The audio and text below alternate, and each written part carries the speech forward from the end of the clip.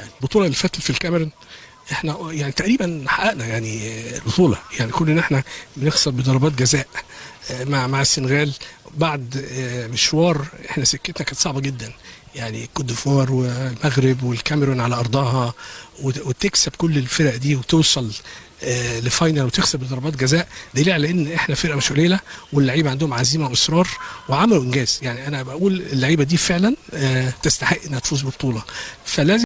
ده كان رأي الأستاذ خالد الدرندلي عضو اتحاد الكورة، بيقول لك إن هو شايف إن إحنا حققنا كأس الأمم الأفريقية النسخة الماضية.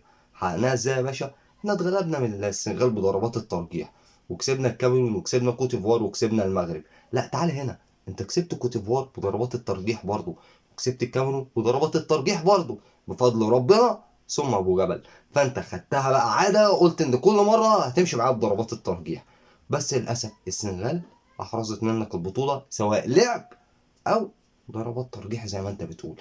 أنت كنت أضعف خط هجوم في البطولة يا باشا، يعني أنت مش فايق ليه. افتكر أول مباراة ليك في البطولة كنت بتلعب نيجيريا، ما أعتقدش إن إحنا وصلنا بهجمة على حارس نيجيريا. زي ما قلت لك، أنت كل مباراة كنت بتنزل عايز تكسب بضربات الجزاء، فخدتها عادة بقى، مشيت معاك مرة في التانية، فقلت التالتة يمكن تمشي.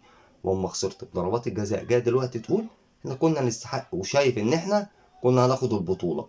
تاخد البطوله بناء على ايه؟ طب وكاس العالم خسرته ازاي؟ السنغال لعبت عليك مباراه ولا اروع، وكسبتك برضو بضربات الترجيح. هو ده الفرق بين عقليه اتحاد الكوره هنا وعقليه اتحاد الكوره في اي دوله تانية. يا راجل ده المباراه الوحيده اللي احنا لعبناها عدل في البطوله كلها كانت مباراه قصاد المغرب، اللي كسبناها 2-1. ما اعتقدش ان احنا لعبنا مباراه تانية في البطوله دي كلها وجاي تقول لي شايف ان احنا نستحقها؟ صلى على النبي. وقول عبد الصلاه والسلام في البدايه. لو مش مشترك في قناه انجلش اشترك دلوقتي حالا عشان يوصل لك كل جديد. تعالى نسمع بقى امام عاشور قال ايه لسيف زاهر، وارجع لي تاني. النهارده تواصل معايا انا شخصيا واقسم لي ان الكلام ده ما حصلش. قال لي زيزو راجل زميلي وزيزو راجل حبيبي، مفيش، انا لا قلت انا العب زي زيزو، انا احسن من زيزو، انا ماليش، ما احنا اصحاب واخوات، وانا اصلا دي مش سكتي ولا طريقتي. وانا بقى على قد ما انتقدت الراجل ده، وعلى قد ما انا يعني بحبه الحقيقه بره الملعب في حاجات كتير، على قد ما انا عارف ان دي مش سكته. ده لا في دماغه زيزو احسن، لا في دماغه اصل مش عارف ايه، هو في دماغه انه يلعب، عمل حاجه غلط، عمل مش عارف ايه، ده موضوعه. ولكن اللي انا باكده لحضراتكم من امام عاشور، امام عاشور لا جاب سيره زيزو ولا لعيب في المنتخب ولا انا احسن من ده ولا اي شيء، ولا لازم اخد فرصه عن ده، ولا ده يقعد ولا ده يمشي ولا اي حاجه. المعلومه اللي بتجيلنا دايركت مباشره بطلع اقولها، حتى لو اللعيب ده اخد 10 سنين ايقاف، انا ماليش علاقه. ادي سيف زاهر بيقول لك امام عاشور قال له ان هو ولا بص لزيزو ان هو لعب ولا ما لعبش ولا اي حاجه، ان هو اللاعب كان نفسه يلعب، وان هو زيزو صديقه. يا جدعان كل لعيبه المنتخب صحابه والله، وبيقعدوا يسهروا مع بعض، اقول لك ايه، وبيهزروا وبيضحكوا وبيقابلوا بعض بعد المباراه عادي. احنا بس الجمهور متعصب زياده شويه. تعالى نسمع بقى ميدو بيقول ايه، وارجع لي. الفرحة بالفوز حلوة، ولكن الفرحة دي كانت متعكرة بانضمام فتوح وصبحي للمنتخب على عكس عرف الكورة، وتعكرت أكتر برد فعل بعض اللاعبين داخل المنتخب، وتعكرت أكتر وأكتر باستبعاد اللعيبة دي والإعلان عن العقوبة. دخلنا في مشاكل ما كان سهل جدا إن إحنا ما نخشش فيها، كان سهل جدا. هل أنا النهاردة كاتحاد كورة المفروض ان انا عشان جايب مدير فني كبير ومدير فني صاحب اسم كبير ان انا كل حاجه بيقول عليها اقول له امين؟ ولا المفروض ان انا اتحاد كوره ان انا في بعض المواقف لا لازم اقول له لو سمحت لا، ما تدخلنيش في مشكله تاني، ما تدخلنيش في مشكله ليه؟ وبعدين في حاجات كده ايه ما تفوتش عليا. يعني شفت فيديو للمتحدث الاعلامي او المنسق الاعلامي لمنتخب مصر بيتكلم في انترفيو مع اون تايم سبورتس، وبيقول بالنص بعد مؤتمر فيكتوريا، بيقول انتوا عارفين حضراتكم طبعا ان ممكن تكون المشكله ما بين فتوح وصبحي ونادي الزمالك تكون مشكله تجديد، وممكن يتصالحوا بكره. طب ايه ذنب المنتخب؟ شايفين الكلام ده كلام يتقال؟ يا ميدو ايه علاقه المنتخب بالنادي؟ انا عايز اعرف برضو، وقلتها 100 مره، يعني انت كنادي عندك مشكله مع اللاعب، ايه علاقه المنتخب بيها؟ هتقول لي فتوح وصبحي والزناري وي يا باشا، دي مشاكل داخليه بينك وبين اللعيب.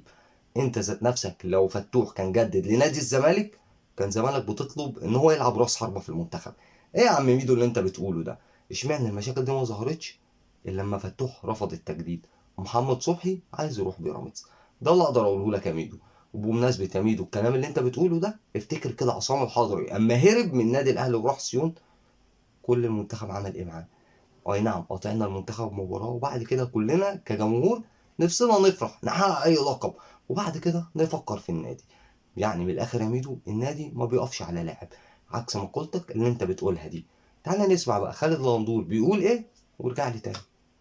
طبعا فتوح بعد ما كان اتفق مع وكيله وخاله وصاحبه واتيفر، لان فتوح ما بيقعدش مع حد، ولا من زد ولا بيراميدز ولا قاعد مع اي حد. بيراميدز ما عرضش اساسا شراء فتوح نهائيا، ولا كان في مفاوضات من بيراميدز نهائيا.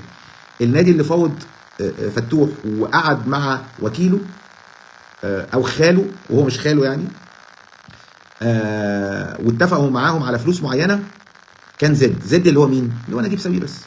زد طبعا مدير التنفيذي رئيس تنفيذي كابتن سيف زاهي، بس نجيب ساويرس. تمام. طيب نروح لمين النادي الوحيد في مصر اللي عارض على فتوح وممكن يشتريه؟ النادي الوحيد في مصر اللي عارض على فتوح هو النادي الاهلي. والنادي الاهلي مش هياخد فتوح من الزمالك، النادي الاهلي هيمضي فتوح في يناير ويشتريه او ياخده في نهايه السنه. طيب فتوح انا بقول لكم الارقام اللي كان بيطلبها فتوح قبل ما يتم عرضه للبيع بعد سهره يعني. كان طالب 60 مليون جنيه كاش، منحة تعاقد طالب 55 مليون جنيه في السنة. تمام؟ هياخد كام من الاهلي؟ طيب حد يقول لي الاهلي يقدر يدفع له؟ يقدر يدفع له. ما هو الاهلي يقدر يدفع له، ما يدفعلوش ليه؟ بص يا كابتن خالد، الاهلي عايز فتوح، وفتوح ذات نفسه انتوا بقالكوا اقول لك ايه 2 مجلس اداره مش عارفين يجددوا له. فخلاص يا خالد، يا كابتن خالد، يا عم انتوا كل شويه عمال تتكلموا على الراجل وتغلطوا فيه، واعلامكم كله ما وروش ليل ولا نهار كلام غير عن فتوح، وان انتوا يعني منين انتوا مش عايزينه، ومنين عارضينه للبيع، ومنين عايزينه يقعد، ومنين عايزين تجددوا له ومش عارفين تجددوا له. انتوا عايزين ايه يا جدعان؟ يا جدعان ما تفوقوا شويه من الغيبوبه. بص يا كابتن خالد، انت بتقول فتوح الاهلي عايزه، خلاص يا كابتن خالد اطلع بارك لنا وقول مبروك فتوح للنادي الاهلي. ولا انت نسيت يا كابتن خالد ان انت كنت بتقول فتوح استحاله يروح الاهلي؟ منين كنت بتقول استحاله ودلوقتي فتوح هيروح الاهلي؟ مبروك علينا فتوح يا كابتن خالد، وانا كده اتاكدت ان فتوح في الاهلي على اللي انت قلته ده. تعال نسمع بقى حسام حسن وهو بيهاجم عمر كمال عبد الواحد لاعب النادي الاهلي الجديد. كابتن عبد الواحد عمر عبد كمال صرح من فتره ان هو اتظلم، ان انا لعبته باك، فدلوقتي بيلعب منتخب باك وبيلعب في فيوتشر السنه اللي فاتت باك رايت، مش باك رايت كمان باك ليفت. فهل هو استفاد من انا توظيف اللي انا وظفته بقول له؟ لحضرتك بيلعب في المنتخب باك رايت طب قول لي انت من ايام يعني كروش. بدل ما يقول لي يعني حاجه الحمد لله ان في مدرب يطلع منه امكانيات معينه ولعبه في حته معينه، ولكن هي يعني للاسف الاهلي محتاجه. والله انا شايف ان محمد هاني لو خد ثقه، برضه في ناس تختلف ان محمد هاني فيه اخطاء. محمد هاني اللي هو فيه قله ثقه، حته معنويه بتتاخد منه للاسف يعني في الفتره اللي فاتت، السنتين اللي فاتوا، ان هو مهما كان حالته كويسه بيقعدوه في وقت يعني غريب، بيلعبوا عليه حد تاني ايا كان الحد التاني ده كويس او وحش.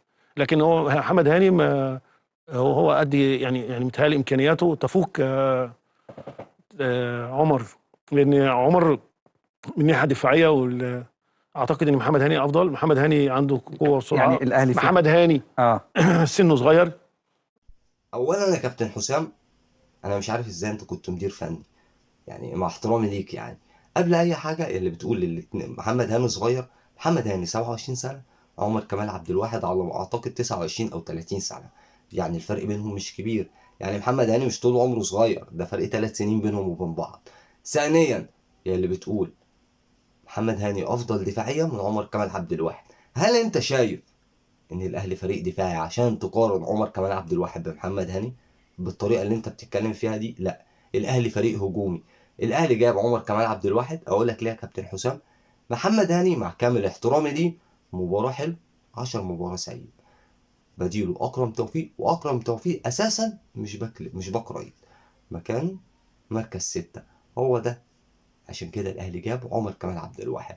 تعالى بقى اكلمك فنيا عن عمر كمال عبد الواحد. عمر كمال عبد الواحد شوف احرز كام هدف وهو باك رايت، محمد هاني احرز كام هدف. عمر كمال عبد الواحد بيمتاز بالتسديد، محمد هاني لا يجيد التسديد. عمر كمال عبد الواحد وعليه عرضيات الله اكبر عليه. محمد هاني ماشي نسبة هنقول 70-80% عرضياته كويسة. محمد هاني لا يجيد الدخول لوسط الملعب اثناء الركنيات. عمر كمال عبد الواحد اتفرج عليه مع فيوتشر وهو بيخش من نص الملعب اللي هو باك رايت في الضربات الثابته او في الركنيات، بيخش عشان الكوره اما ترد ليه بيجيد التسديد ودي لعبته. عمر كمال عبد الواحد بيجيد ضربات الراس داخل منطقه الجزاء.